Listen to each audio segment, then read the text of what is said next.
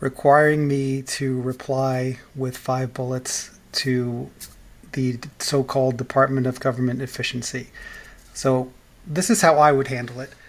And each person's situation is different. So this isn't legal advice for you. You have to do what's in your best interest according to your circumstances. But this is how I would look at it.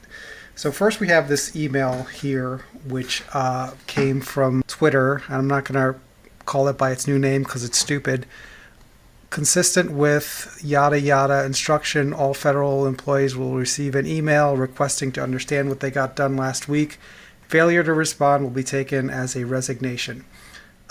Failure to respond will not be taken as a resignation because this didn't come from OPM, this didn't come from your agency, this didn't come from the president. This came from Elon Musk.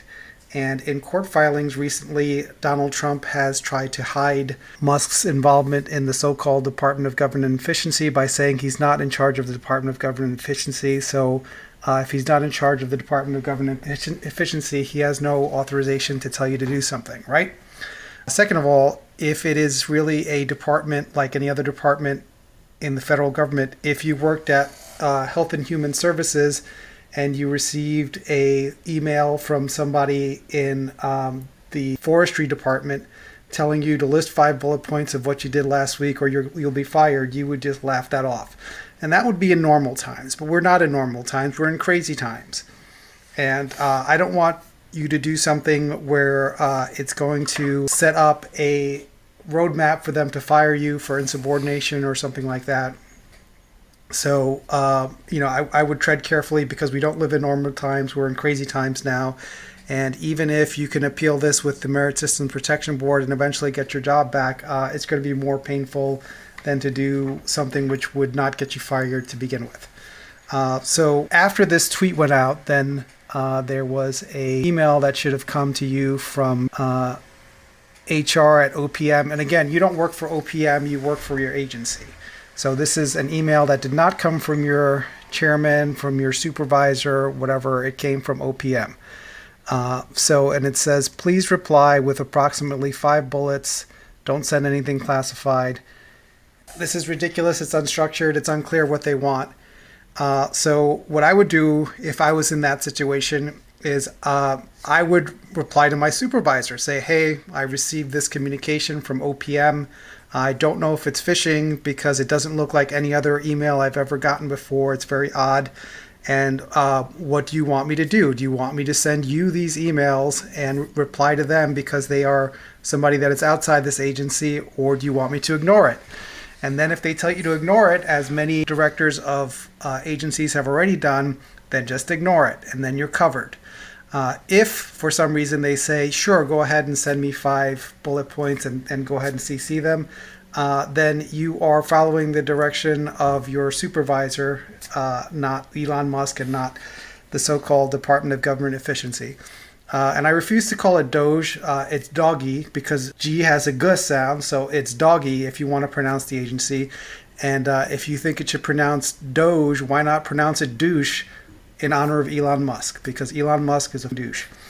Anyway, so that's what I would do. I would forward it to my direct supervisor and say, I received this communication from OPM. Do you want me to reply to it? And again, if your supervisor says to do it, then go ahead and do it because now you're following the direction of your supervisor. And if your supervisor says to ignore it, then you can go ahead and ignore it because you have cover. You have an email from your supervisor telling you not to do it. And then if you did do it, you'd be disobeying your supervisor. So that's what I would do. In another YouTube video, I heard somebody who was an employment lawyer saying to be specific about what you did. To sort of cover yourself because they're going to compile a list of these, I'm sure, and use it for political attacks to claim that you're not doing what you're supposed to. So you be guided by your conscience and with the knowledge that whatever you send, no matter how detailed or how vague, it's going to be used for political purposes by these maniacs who are running the government right now. As I said, if my supervisor said to reply, I would do that, and one of the bullets that I would put would be that I completed all the tasks assigned to me by my supervisor. within the time allotted, and that would be one of my bullets.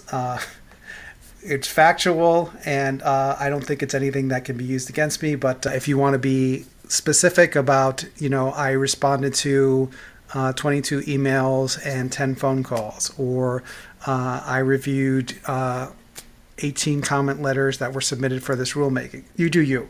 But I will say, again, this is coming from somebody who is not at your agency and who in court filings they claimed is not running the Department of Government Efficiency, douche. So, I do think if this went to court, you would win, but you don't have to fight every fight. If you're going through this horrible swamp, what you want to do is make it to the other side. You don't have to fight every demon along the way. So the best way to do it, as I said, is just go through your direct supervisor and follow their lead. So that's what I would do. Legally, there are a lot of other problems with this besides the fact that it didn't come from your agency. The tweet did not match what was sent in this email. So the tweet said, you'll be fired if you don't do this.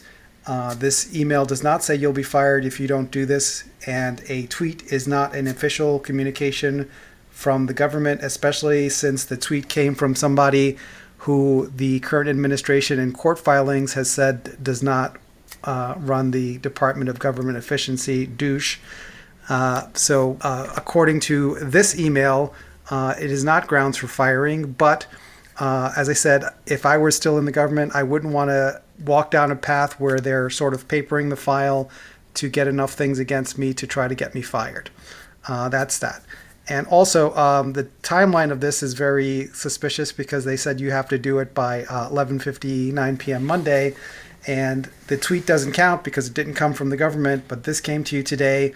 What if you're off today, right? What if you're not working today? Some people are on a flex schedule and they are off today, right? What if you are sick today, right? Would you be expected to turn this in at 11:59 if you're sick?